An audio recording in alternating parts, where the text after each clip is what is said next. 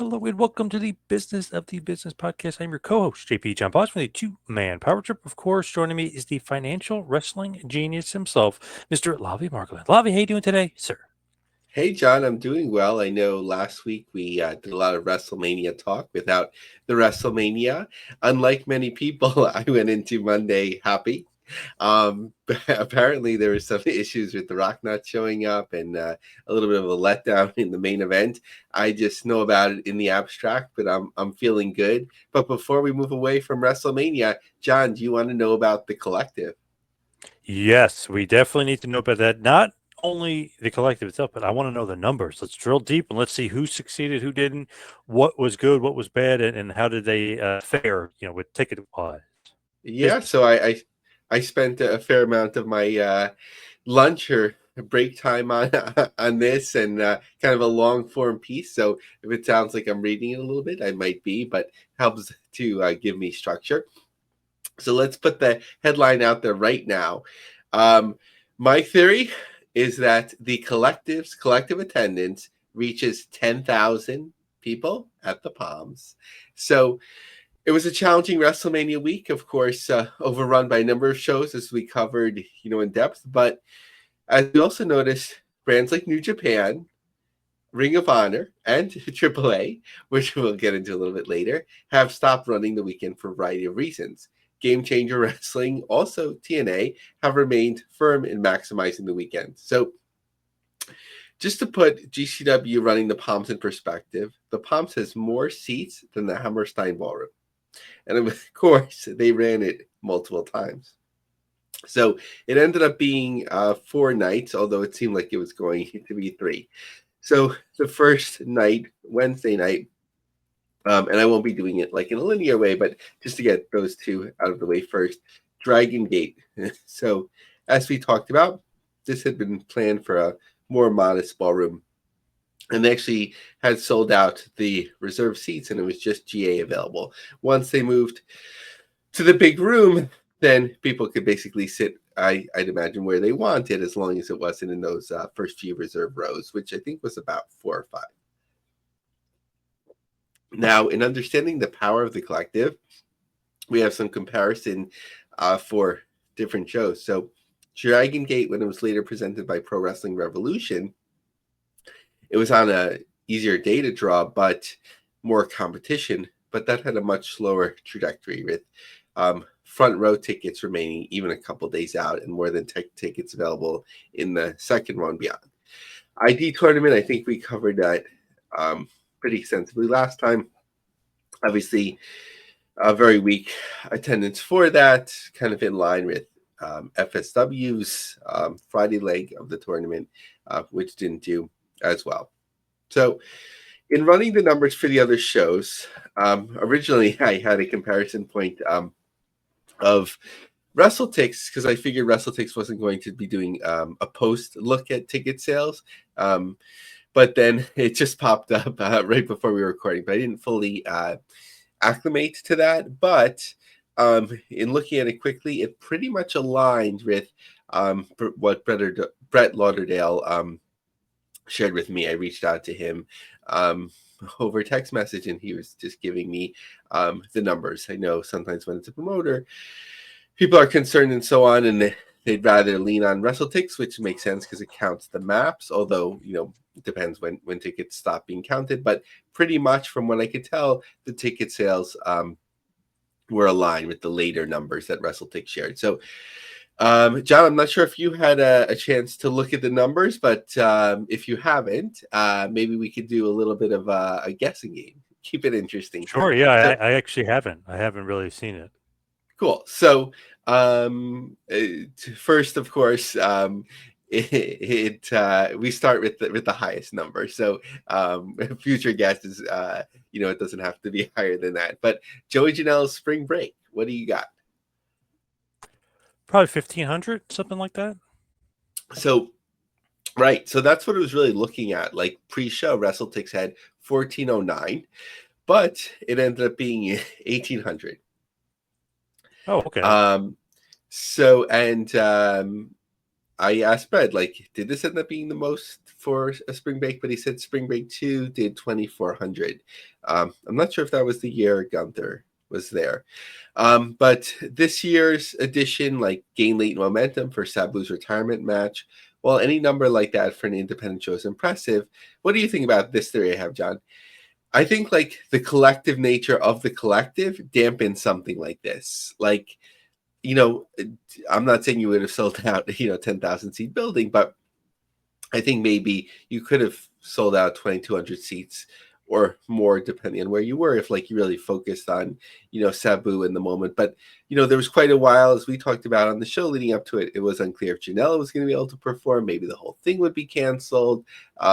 Sabu didn't appear for the Hall of Fame last year, and maybe people were questioning that. Do you think, like, Sabu's retirement, like, kind of got lost in the WrestleMania buzz? Yeah, probably too. And to be honest, there's a little bit of the people or the fans out there that aren't necessarily believing it's his retirement. So that's a little bit of it as well, for sure. Yeah, and with, of course, with the Sheik, his uncle, like, he basically wrestled till he died, right? He almost did Yeah.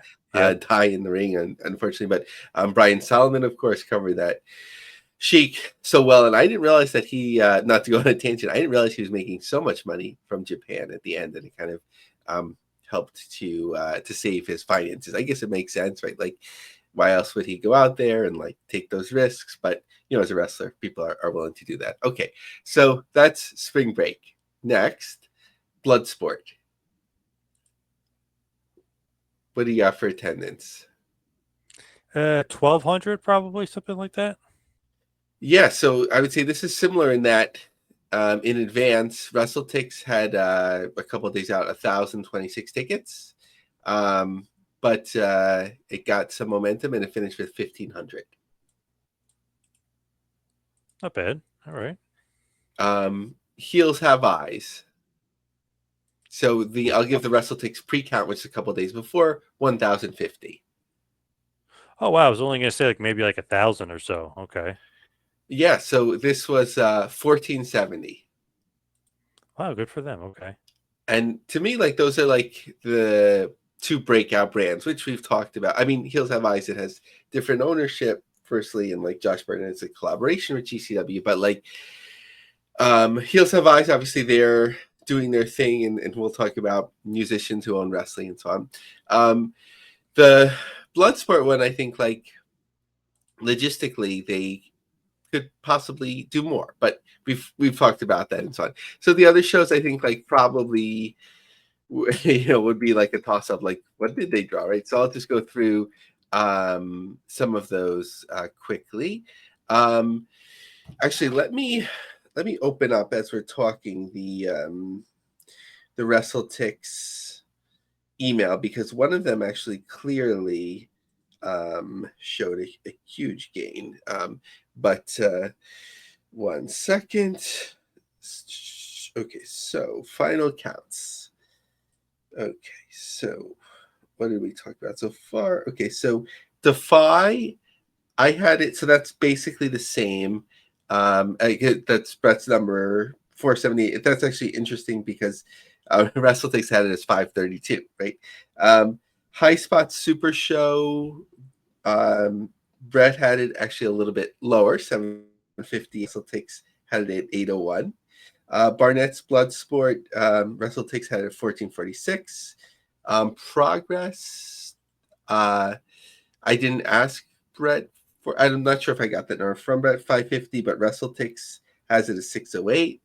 TJPW, this one is basically the same. WrestleTix 865, TJPW 876 from Brett. DDT, basically the same, 630, 674.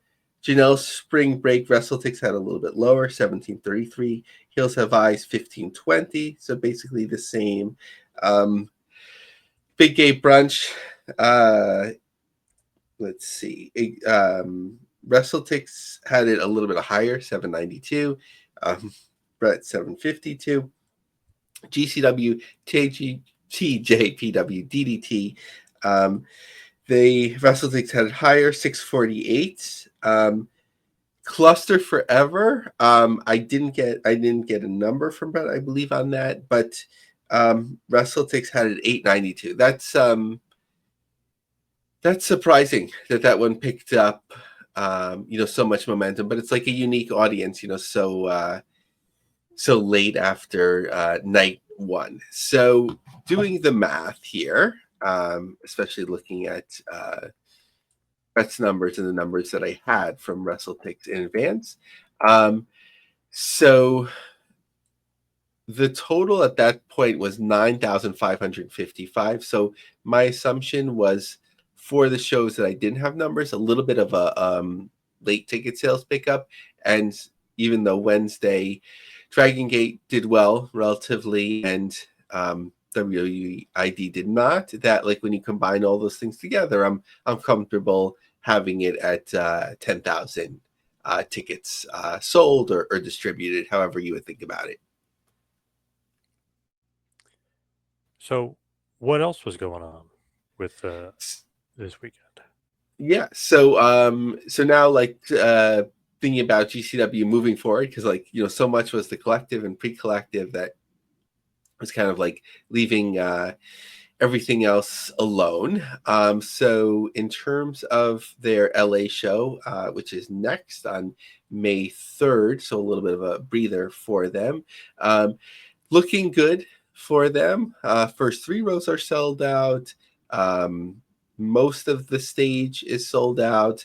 10 or more in the 4th row and 10 or more GA, and then they'll probably add some more rows, of course, but looking pretty solid there. Hawthorne Theater in Portland, Oregon. I looked this up. It has a capacity of 550 in the main room. It's a standing only venue with a limited amount of seating in the loft. So in the loft, 6 seats are still available, as well as more than that in GA. So we'll end up seeing what that numbers looks like in Maryland, where they're in the MCW arena. Front row is almost sold out, but everything besides that is 10 or more tickets remaining. In Rochester, the front row is almost sold out, and the 3rd row is almost sold out. Balcony 10 or more. I guess people wanted to save $9 on tickets, so that's looking pretty good. But like the thing that often I think about, at least, is like, is it time for GCW to go away from death matches? But some of their most popular shows are death matches. Like, John, we've been talking about this for a couple of years. Like Atlantic City, hasn't been doing that great for them. But the Tournament of Survival on June 7th, first 6 rows are sold out. Cage of Survival, it's always harder on the second day too. They've sold out the first couple of rows as well. So especially on that first day, it's really like a testament to not moving too far away from death matches. On June 20th, they're supposed to be in Little Rock at the Hall. I haven't seen tickets go on sale for that, and I went to the Hall's website and I don't see it listed. So not saying that it won't be listed, but as of now, it won't. I don't see that listed. But some interesting events coming up. Of course, Coney Island is a little bit less than 90 days out as we're recording this, and just waiting for more information on that. And then I think they're in Anchorage all the way in October. So as far as AAA is concerned, AAA is actually being purchased and acquired by WWE. What is going on here? This is insane. Yeah, everyone is sort of sorting it out, but I think maybe even in both conversations with Dorian that we've had on the show, which were a couple of years ago at this point, there's always that sort of working at WWE and so on, and kind of like the feeling was that I'd have to go back to it, but sort of like that WWE like has their own way of doing things, and sometimes it doesn't always work out to collaborate. But I was certainly shocked at the news. You know, especially I want to look at it, you know, from the U.S. perspective, of course. Like I can't talk about as much as Mexico, although of course we have a peripheral understanding. But interestingly, like in the U.S., lucha libre has long simmered as a form of, you know, wrestling across the U.S., and lucha libre is its own thing. Like some people that would never like go to an independent wrestling show would go to a lucha show. You know, they kind of see it differently. In fact, the New York Times published an article just last week called "Wrestlemania in Los Angeles." It's Lucha Mania. But outside of a brief and impressive run of shows by AAA in the early 90s, no companies capitalized fully on a lucha-centric product on a major scale. WWE and its parent company TKO are uniquely positioned to take AAA to new heights far outside Mexico, and here are my reasons why. Television and streaming rights have been a long sought-after goal of AAA. AAA is long contracted with large Spanish-language networks in the recent past, but it's worked out for short runs only. John, this is really interesting, and maybe I'm giving away the answer, but do you know what are the 8th and 9th most watched networks in the United States right now? What, like Univision and whatever the other one might be? Exactly. So Spanish nations. Univision and Telemundo. So they both average about 1 million viewers in prime time. So think about like this. Like, yes, we know AAA has sort of floated through, CMLL has had some exposure and so on, but it's never really stuck. But let's say TKO comes to them with this. So the pitch would be Rey Mysterio presents Lucha Libre AAA. Whoa. Dom Mysterio will appear regularly, maybe even like in an alternate persona. What if he was like Black Tiger or something like that? How about Bad Bunny providing color commentary and featuring some of the highest production values in sports? That's like a huge game changer, right? So having a base on a big television network or streaming platform, which would cover the bulk of the cost, allows the company to then negotiate other rights worldwide, whether sold to Netflix in multiple markets or market by market. I don't see it as like necessarily like WWE only going to Netflix, like to provide them more content. I mean, I'm sure they'd be open to that, but they also like to be, right, we have on cable right now, over the air, you have streaming, but you know, to have like a primary program on a Spanish language network, especially that's some of the biggest demographics in the US, you know, that would be huge for the company. Next, bring premium event exposure in conjunction with some of the WWE's biggest brands and events. Of course, they already announced NXT's collaboration with Worlds Collide. How about a WrestleMania week show or two for AAA, right? They can really choke everyone else out. AAA also provides another brand that can be combined with the UFC or professional bull riding for multiple days, or shows purchased by local municipalities, a key element to TKO's recent business practices. For example, AAA is an easy supplement to UFC Noche. Apologies if I'm messing up the name, celebrating Mexican Independence Day, which I think last year was sponsored by Saudi Arabia. While TKO is taking WWE off a marginally profitable touring grind, AAA may be well positioned for it. So, John, I think about like people often say like WWE is the ice capades or whatever. I actually see that coming to fruition with something like AAA. So, like developing a 2-hour stage show geared towards children with masks aplenty for sale could travel well in America's mid-sized theaters and arenas. With a rotating crew of stars, the promotion could tour regularly. Merchandising, the colorful masks and costumes have an appeal far outside of those that would likely attend a match. TKO could open up potential sales relationships with major retailers and even use brand influencers to wear the clothes.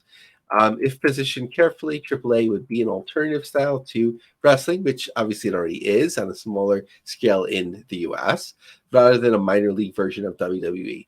While the WWE would always seek to pluck the most impressive talent to maximize them on bigger stage, care should be taken to make sure talent flows both ways.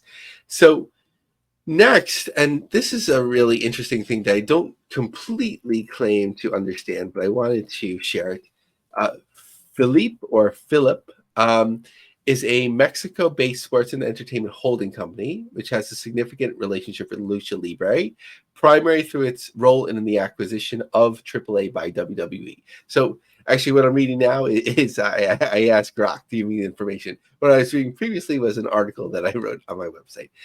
So here's a concise history of Philippe's relationship with AAA. Acquisition partnership with WWE. WWE announced a strategic acquisition in partnership with Philippe. This partnership deal marked Philippe's formal entry into a strategic collaboration with both AAA and WWE, aimed at securing the future of AAA and expanding its global reach. Philippe's chairman, Alberto Faja Cone, and co-founder Hugo Lopez Velarde are prominently featured in the announcement alongside AAA's Peña and Rodan. Okay, so we got that. Strategic role and vision. The involvement is driven by its focus on propelling and revitalizing iconic sports and entertainment properties. The company aims to combine AAA's rich culture. Okay, so that's fine. So it doesn't give too much information about why AAA used a holding company to sort of like make this deal work. But that's something that hopefully we'll learn more about. Now, Dorian Roldan posted about completing something at Harvard, like management training or whatever. But the more important part is like, what did he have to say about this sale?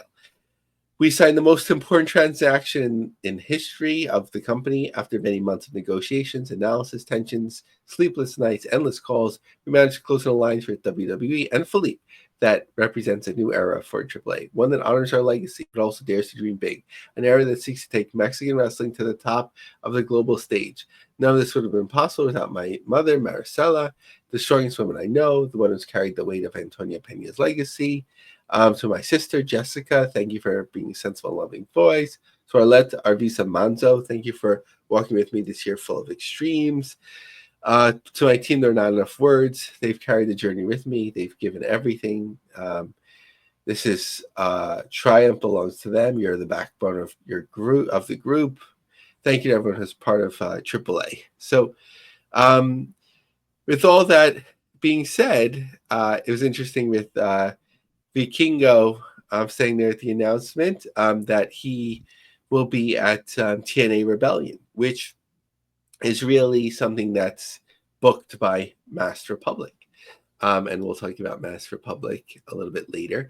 Now, in terms of what else is going on, this was really interesting from Sportskeeda.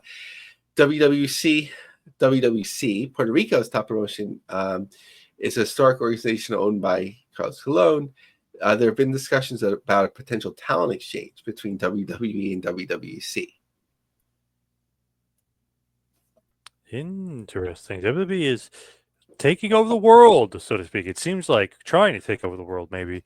Speaking of maybe taking over the world or attempting to there with wrestling. But what's going on in the world of TNA wrestling? Yeah, of course, based on our thematic elements of TNA, they certainly need to have staff to do so. But I'm sure they're bringing in some more people, or they have the people that are working with the newest, highest levels of management. But first of all, before we move away fully from WrestleMania weekend, I'd seen reports about 1,600 for the show that TNA ran, which would make sense to me. Next Slammiversary, slowly chugging along here. 61 tickets since the last update as of my capture for this show. So we're within that 90-day window now.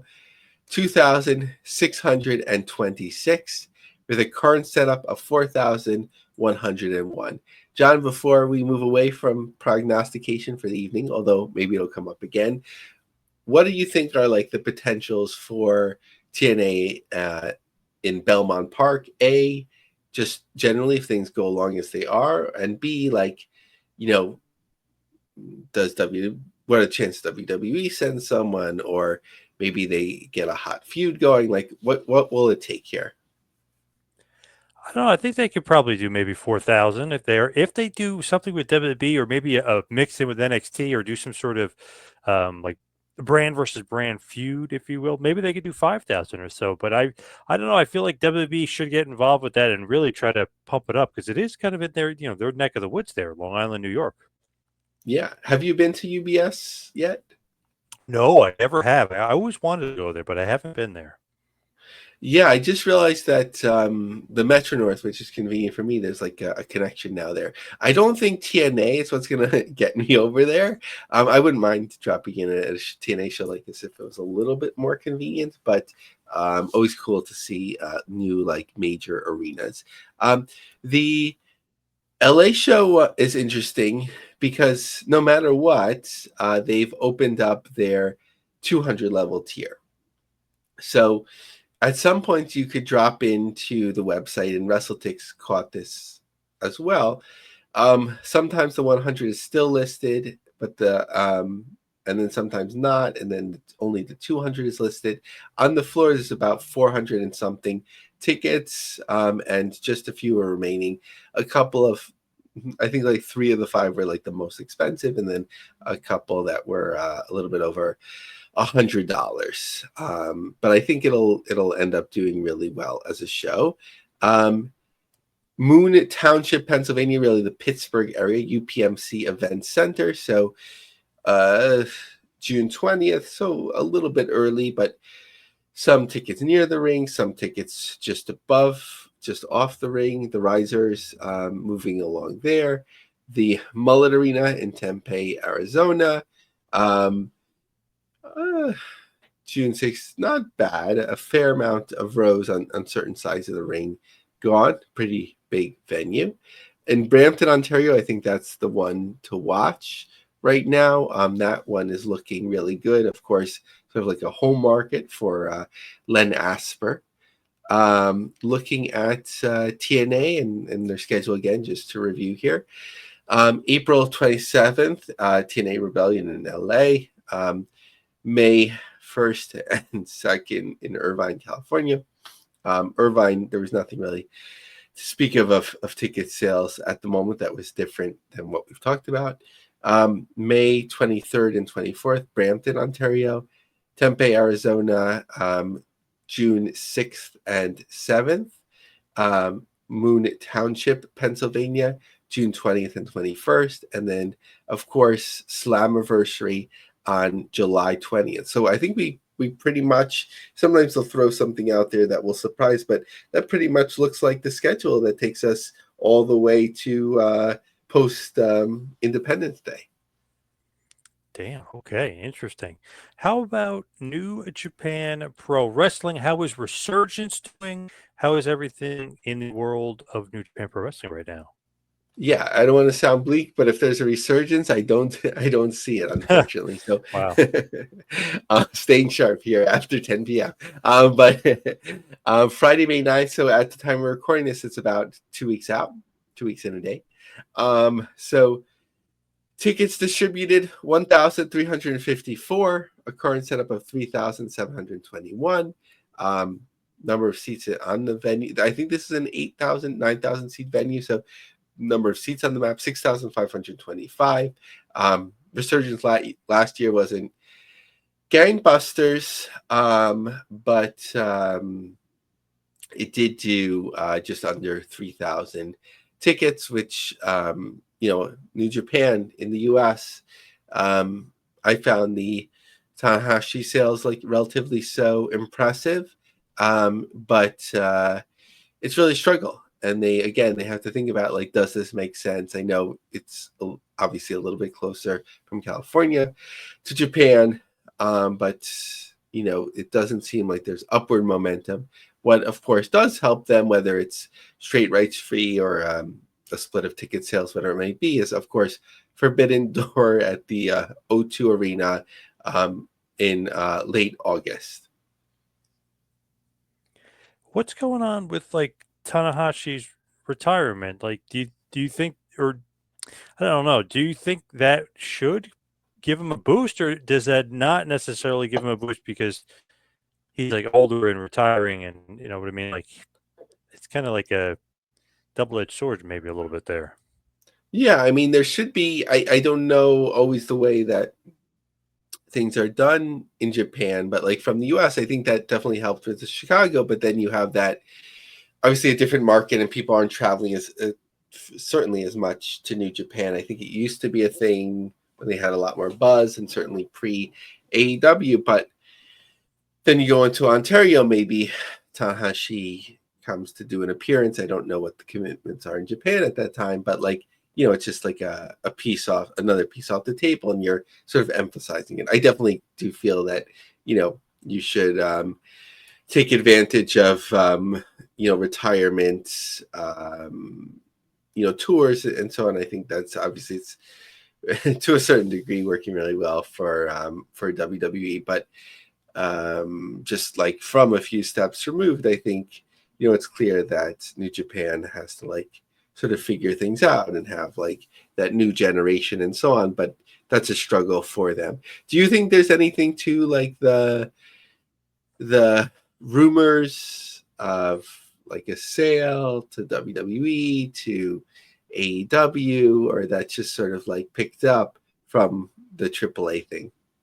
Probably picking up from the AAA thing, or maybe also because The Rock was wearing that New Japan shirt oddly on his Instagram. So I don't know. Like I feel like it's maybe just rumors or silliness from that. Yeah, no, that's interesting. I think like I wonder if The Rock is sort of like from the inside, like we're not hearing about it, but maybe there's like a lot of infighting with like Triple H, right? Triple H has Shawn Michaels and so on, and we know that history and the bumpiness there.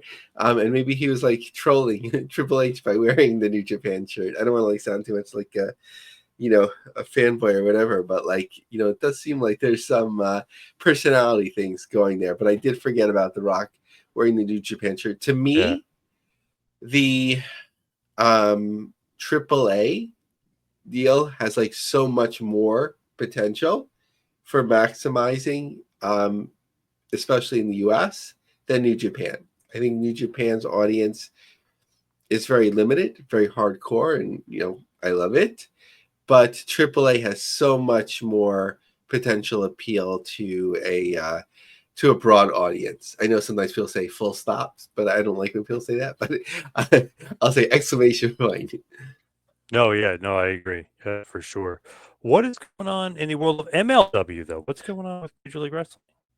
So it's interesting thematically, and we'll talk about their success in Chicago. But MLW is fusion and all of that, but really their success right now, or something that helps them stand out, is the ongoing access to CMLL. And when AAA hits big, will that sort of like dim the uniqueness of MLW in that way? And they're still very much trying to find their footing, perhaps outside of a string of sellouts that's been going on for a while. I don't want to sound like I'm questioning theirs more than any other promotions, but sometimes I do have questions. But like in terms of how the tickets are being distributed and all that sort of stuff, the setups and all the promotions do that, right? Like, what's a sellout, right? But Chicago is fairly successful. I've been following it a while. MLW announced its return to Chicago for Azteca Lucha. Cicero Stadium has officially sold out. In a stunning feat, the event sold out without a single match or talent announced, underscoring the unprecedented momentum MLW is experiencing. So May 10th, you didn't announce a single match. Okay. The people of Chicago have spoken. They've bought every ticket, and they don't even know what's coming. That's because MLW is not just a show, it's a movement, said Cesar Duran. Everyone wants in, even when they don't know what's coming. They just know it's going to be unforgettable. And I had it, that all the seats were sold, and then it was just GA available. And then, of course, a sellout followed.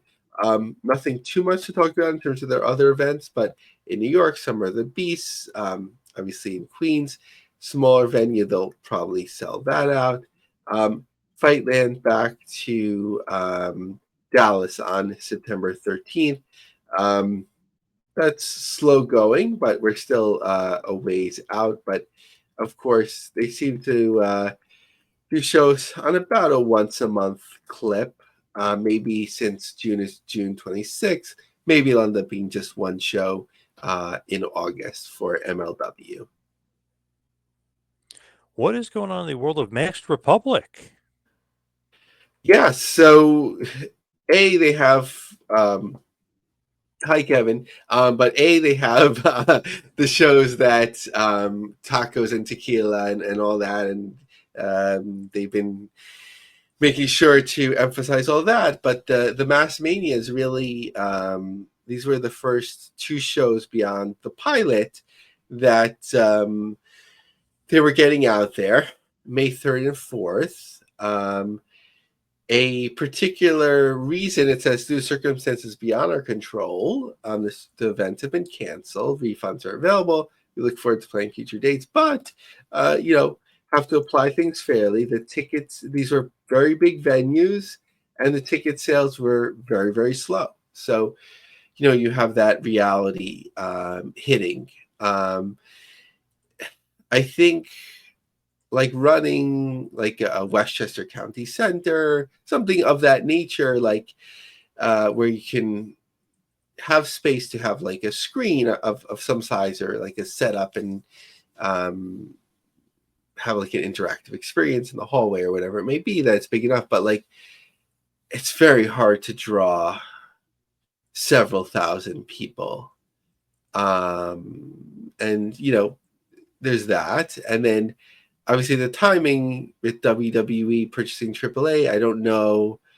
I don't think, I would just guess, it wasn't related, but obviously people looking at the timing and maybe certain talents where they can with AAA, they're like, let's like relax a little bit. Let's work into this here. These weren't AAA shows in the US, but Mass Republic has access to talent from AAA as part of things. But I'm sure we'll discuss more in depth and learn more with one of our favorite guests, Kevin Kleinrock, at some point in the future.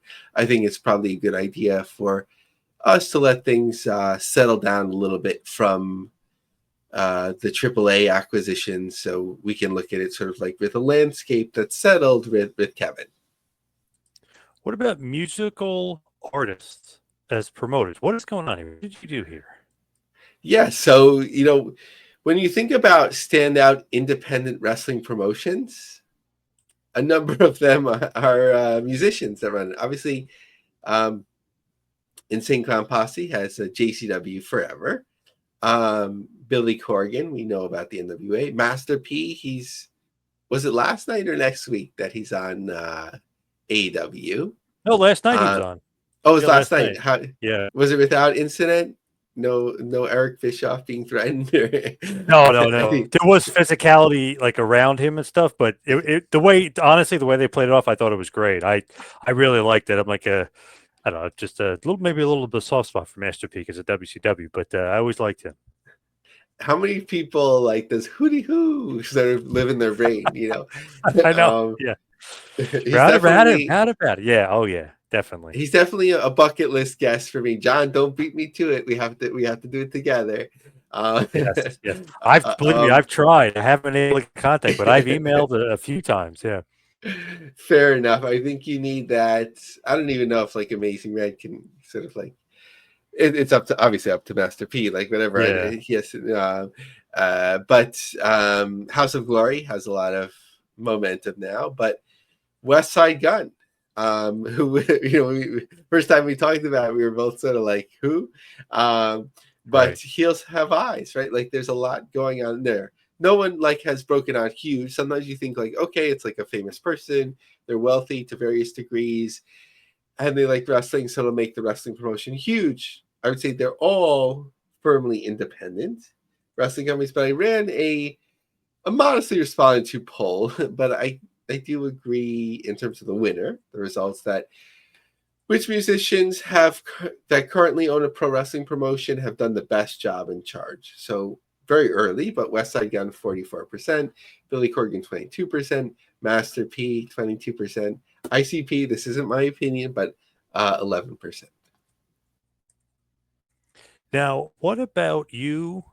Final, of course, topic here. What about you and BTZ, our buddy Brandon Thurston? What's going on with you and BTZ? Yeah, especially for those listening on the various YouTube streams, because probably based on the consistent calendar with the podcast distribution, it will have taken place, but maybe we'll do it back again somewhere else. But be there in Buffalo, New York. So Western New Yorkers. I've been inviting people from the business that live up there. Wrestling with Education, Understanding Linda McMahon, April 30th at the University of Buffalo. It's free, no reservation required, at the Waldman Theater, 190 Norton Hall, with not only Brandon Thurston, but Brian Solomon as well on the panel. This time I'm not a moderator, I am a panelist, and we're going to be talking about Linda's history with Trump, with wrestling, what we're learning about her role with Department of Education, and it's 5:30 to 7 o'clock, April 30th, Waldman Theater, 190 Norton Hall, University of Buffalo. John, my first time in Buffalo. I'm taking the Amtrak, 7.5 hours each way, but I'll have my Wow. podcast, some books, and I'm planning to relax. Wow, nice. I love it. You and BTZ and Solomon. What a crew you guys have Yeah, there. Love it. yeah, Brandon just has to roll out of bed, or we're in his region. Um, True. and last time I saw him was actually first and only time that we met each other in person was at a bagel shop in New York. So last time he was down here, I'll come up there, and next stop's the world. Nice. All right. Let's wrap this bad boy up and hits the plugs. You can follow me on Twitter and Instagram at 2Man Power. What about you, Lavie? Yes. So now that I'm finishing my doctoral degree, I had more time for writing. So LionCupJobSearch.com, that has the AAA breakdown. Also, the collective, working with a friend of the podcast that's relaunching a website. I'm expecting that article to drop soon related to the collective. Whenever you restart a website, got to get it going, and so on. So hopefully that will be out there by the time you are listening to this. If it is, certainly it'll be shared widely via X. Follow me at LavieMarg, LavieMarg. All right. Thank you, everybody out there, for tuning in. See you right back here next week for a little business of the business. See you next week, folks.